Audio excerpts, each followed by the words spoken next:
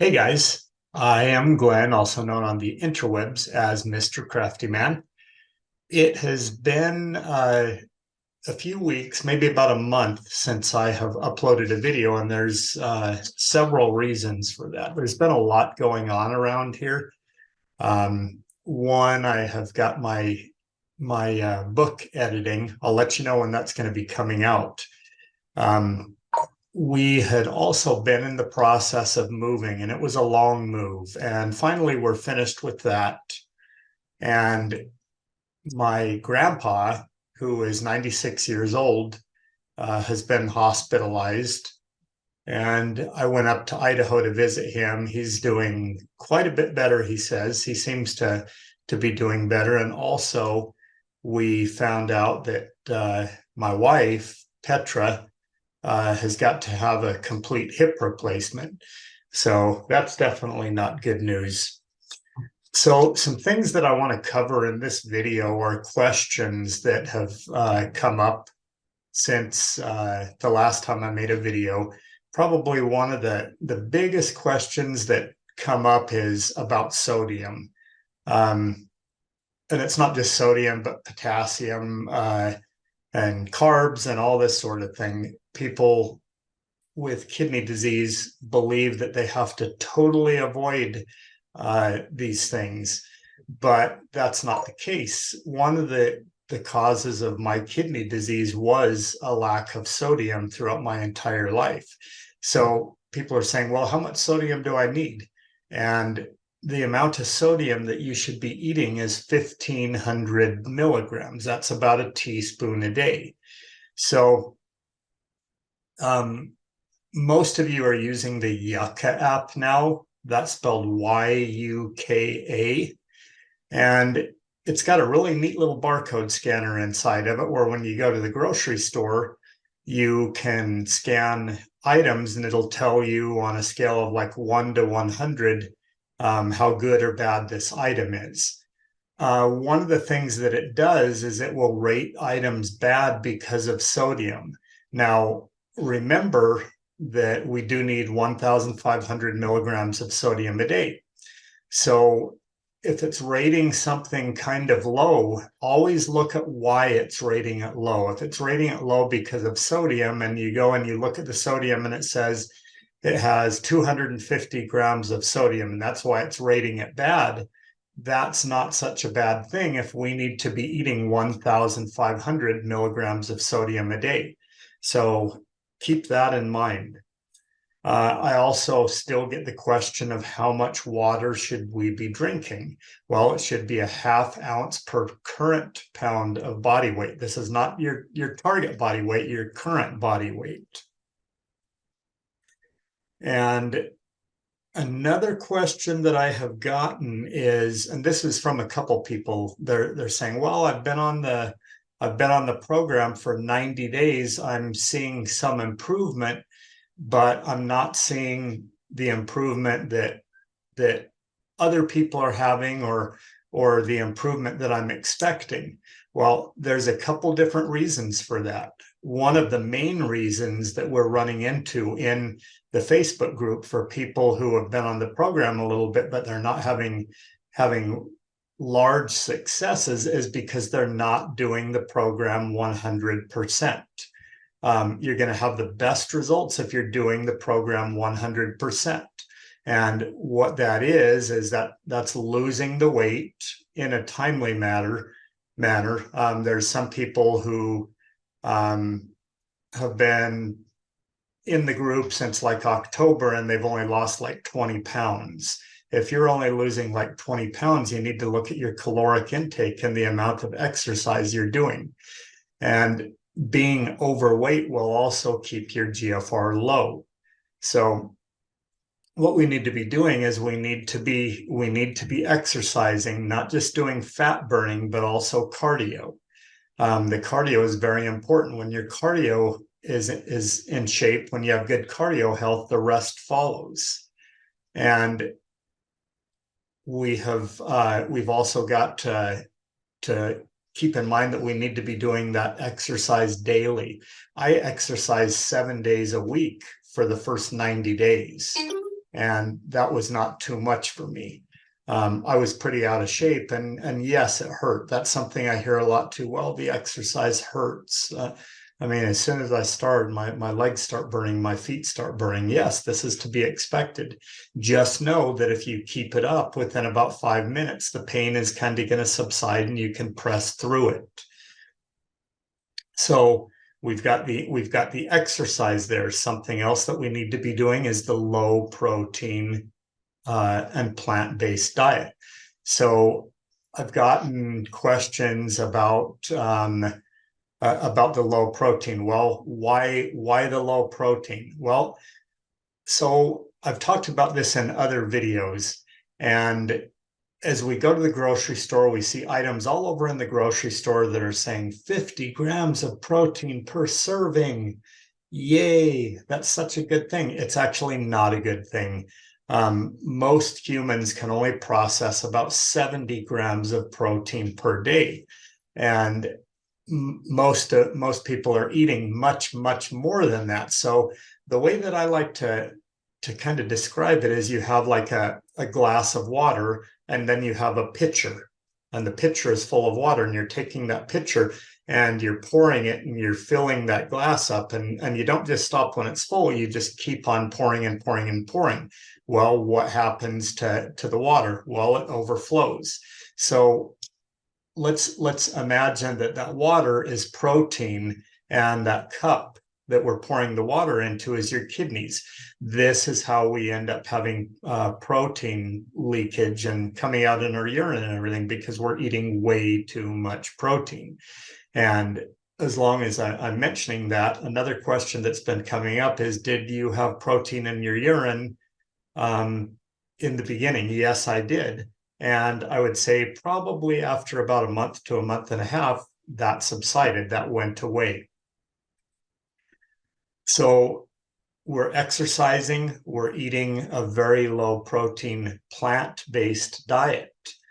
And the reason why we're eating plant-based is because plant protein is much easier for the kidneys to process than animal protein.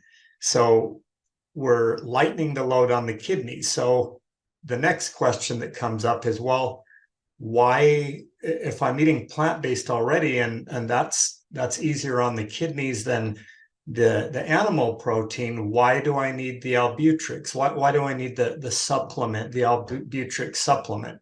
That drives me nuts when people call it a supplement. It is not a supplement. It is medical food. And as long as you're thinking of it as a supplement and the amount of money that it costs, if it actually was a supplement, yeah, that amount of money seems a little excessive. But this is food, and we're substituting half of our daily protein with this medical food, the Albutrix. So let's say we were eating 45 grams of protein a day, we would eat 22 and a half, and this is just an example, by the way, we would eat 22 and a half grams of protein from plant-based foods, and then we would eat the other 22 and a half grams of protein in Albutrix. So this next question that comes up is, well, why the Albutrix if we're already doing the very low protein plant-based? Well, because the Albutrix, the protein in the Albutrix, is even easier for the kidneys to process than the plant-based foods. So what we're doing by eating the plant-based food and eating the Albutrix is we're lightening the load on our kidneys so much that it allows them to rest and to be able to heal. And there's people in the Facebook group that says, well, my kidneys are getting better without the Albutrix. And yes, that is possible. It's definitely possible for the kidneys to heal without the Albutrix, but I can guarantee you are not going to have the same results as the people in the group that are sticking to the program 100% and are eating the Albutrix. And let's get back to the cost of the Albutrix again. So it seems a little bit high, and that's if you're thinking of it as a supplement. Think of it as food. Now go a step further. Think about how much money you spend per month on groceries at the grocery store for yourself. Now, subtract 50% of that, and I can guarantee you that's still more than what you'll be spending on the Albutrix. So think of the cost of the Albutrix as half of your groceries. And it kind of makes you feel a little bit better about it there. But I can tell you there were several things that I did during the first 90 days. And the Albutrix, I think, was one of the most important things that I did, in addition to the low protein and the exercise. So we've got the exercise, we've got the plant-based, very low protein diet.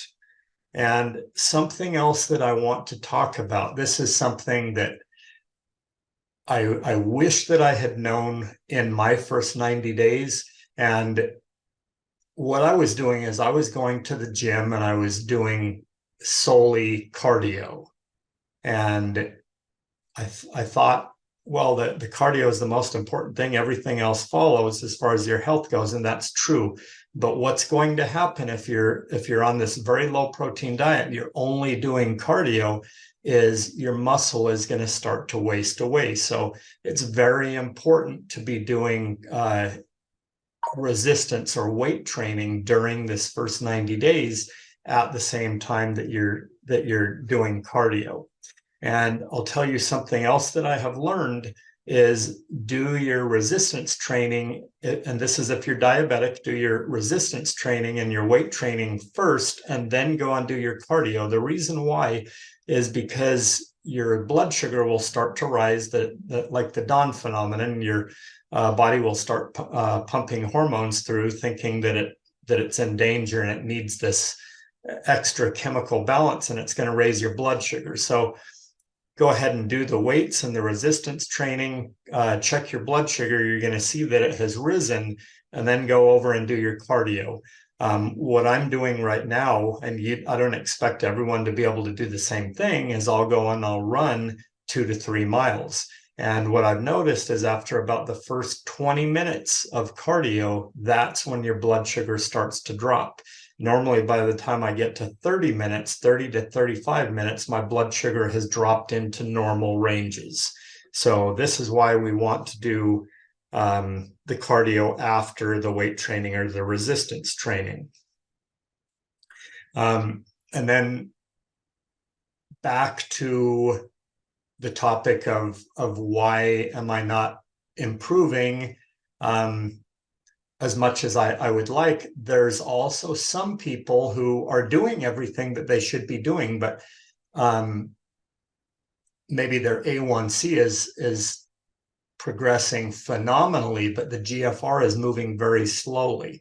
Well, one of the reasons for this is if you're still overweight, you need to make your weight loss a high priority. You also need to up your fat burning and your cardio exercise. As soon as you get within normal weight ranges, as you're losing the weight, you're going to see that everything else that was moving slowly starts to improve a little quicker. And here is something, I've actually had a few people get upset with me about this. There's people who have been doing the program for 90 days, and these are generally people who are not following it 100%. And they're saying, well, I've been doing this program for 90 days now. I'm ready for the Beyond 90 Days program. What is it? What do I need to do? And before I give the Beyond 90 Days program information to anyone, I like to look at their results. I want to see the weight loss. I want to see the GFR, the protein, the BUN, the creatinine, all of these things to see what kind of progress there's been. If the progress is a little slow, then we can make some little changes, but I'm not going to put you on the Beyond 90 Days program yet. The Beyond 90 Days program, I'm not even going to be making videos about it due to the fact that people believe that they deserve to go on this beyond 90 days because they already finished the first 90 days, but that's not how it works. It's not something that comes automatically after the first 90 days. This is something we need to see progress with your health before we can put you on this. And what I'm going to be doing is I'm going to have a totally separate Facebook group for the Beyond 90 Days people, and they will be moved from the Mr. Crafty Man Beat Kidney Disease group to this Beyond 90 Days group. And I have got a vacation coming up. I'm going to be going on vacation this coming Friday, which is the 7th, and I won't be back home until sometime on the 16th. So I believe I have one person scheduled for a call during that period of time. So it's going to probably be on the road or in a log cabin or something video call, but I'll resume video calls on the 17th. So keep that in mind if you're going in wanting to schedule or something like that. You can still message me through Facebook. You can still email me, and I'll still be getting back to you as quickly as possible. So I mentioned in the last video that I was going to be answering questions that came up between videos. So go ahead, if you have any questions, comment in this video, ask the questions on the other videos, and I will be answering those questions in the videos.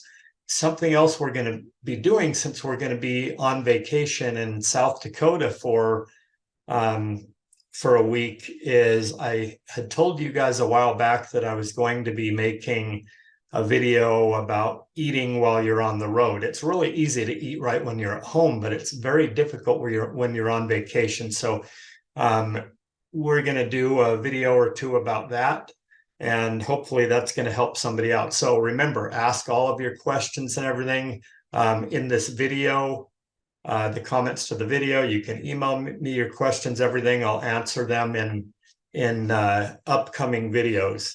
So I have got my son and my daughter-in-law and my grandson coming over today for a 4th of July picnic out in our backyard. So I'm going to cut this video short. I hope all of you have a wonderful 4th of July. Remember what the day is for, and the men who fought bravely and gave their lives to give us the freedom that we have today. So God bless you all. I'm praying for you, and I will see you in the next video.